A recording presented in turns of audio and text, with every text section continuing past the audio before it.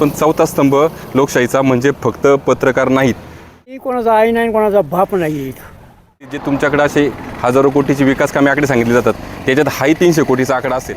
आपण आहोत आता ह्या औसरी जांबूत रस्त्यावर. ह्या रस्त्याचं काम चालू आहे साधारणतः 1 ते 1.5 वर्ष झाले. आपण इथं जर सुरुवातीला याचा जो बोर्ड आहे याच्या बोर्डवर याची माहिती दिलेली आहे. माहितीवर जर पाहिलं तर औसरी ते जांबूत एक 35 किलोमीटरचा टप्पा आहे. जसं एक साधारणतः शिक्रापूर ते जांबूत 41 किलोमीटर. आता एक 70 किलोमीटरचा जो प्रोजेक्ट आहे त्याची कॉस्ट जवळजवळ 300 कोटी आहे. आणि याचा कम्प्लिशन पिरियड जो काम करण्याचा कालावधी आहे हा 30 महिने आहे आणि मेंटेनन्स 5 वर्ष. पण आता ह्या जर बोर्डवर पाहिलं तर ह्या बोर्डवर तुम्हाला ही माहिती भेटते, पण काम सुरू करण्याची जी दिनांक आहे हीच नाही आहे. म्हणजे हे तुम्ही 30 महिने कधी मोजणार आहेत?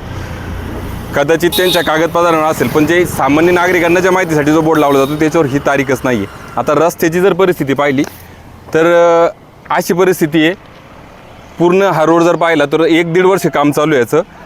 काही ठिकाणी गटारे केलेत, काही ठिकाणी रस्ते केलेत, काही ठिकाणी पुलाचे काम आहेत, काही ठिकाणी पुलाचे खड्डे खोदून ठेवलेत, काही ठिकाणी इकडे तिकडे रस्त्याला अशा झिरमिळ्या लावल्यात.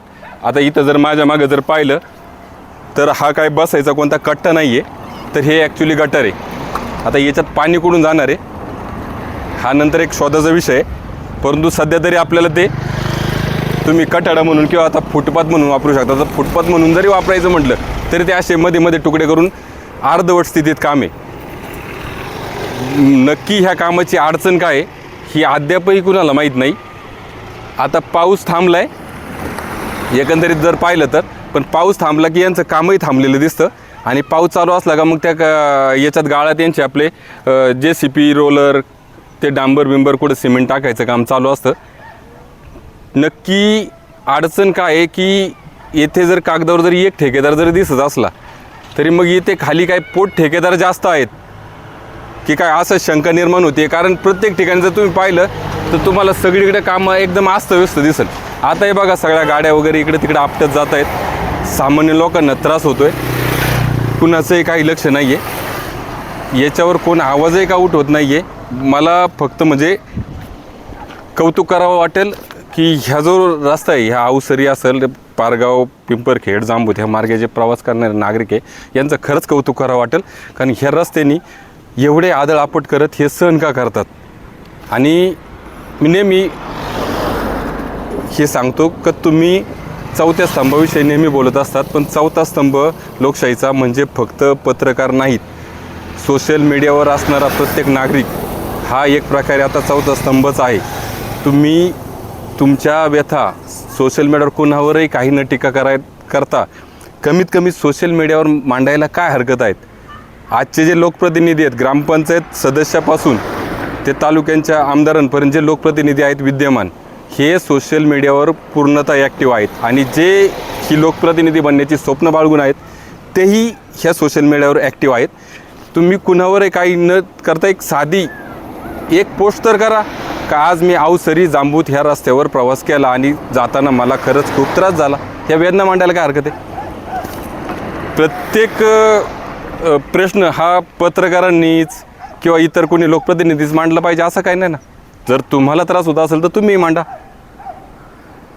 आपल्याला शेवटी त्या प्रश्नाच्या मुळाशी जाणं आणि तो प्रश्न सॉल्व्ह होणं महत्त्वाचं आहे. आता जवळजवळ 1 ते 1.5 वर्ष झालं ह्या रोडची हीच परिस्थिती आहे. याच्याकडे कोण काय बघत नाही, कुणाला काही प्रश्नही काय पडला नाही का कळतच नाही. ह्या रोडने आता एवढे प्रवास करतात पण कोणच बोलायला मागत नाही. आता इथं बाबा बोला, कधीपासून या रस्त्याचं काम चालू आहे? कमीत कमी 1.5 वर्ष झाले. मग काय आता इथं कोण येतं नाही येतं विचारता कोण? कोणी कोणाचं नाही, कोणाचा आई नाही, कोणाचा बाप नाही. मग आता असंच हे धोकादायक प्रवास करत असतात. बरोबर आहे, पण आता हे कसं आहे सरकारी काम म्हणलं तर बोलायचं तर गळा काटे, काय म्हणतात ना, बोलेगा तर कान काटे. आता हे खोदून बिदून पडले, कोणचं काय तकलीफ आहे, कोणाची काय, कोणाची ट्रॅक्टर जायला तक्रार, कोणाला वाहतुकीची तकलीफ आहे, प्रवाशांना तकलीफ आहे, खड्डे बुजवीत नाही जागी. तुम्ही कुठं राहत आहे? इथंच राहतो, माझी जमिनीचीच आहे बघा.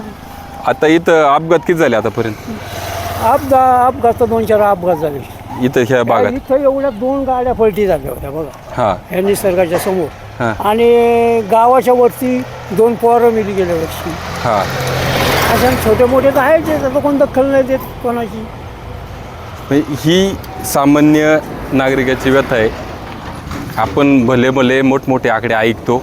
आता इथे 300 कोटी म्हणजे तुम्ही ज्यावेळी उद्या भविष्यात निवडणूक येईल त्यावेळी विकास कामाच्या यादीत जे तुमच्याकडे असे हजारो कोटीची विकास कामे आकडे सांगितले जातात त्याच्यात हाही 300 कोटीचा आकडा असेल की आम्ही एवढा छान 300 कोटी रुपये खर्च करून रस्ता बनवला.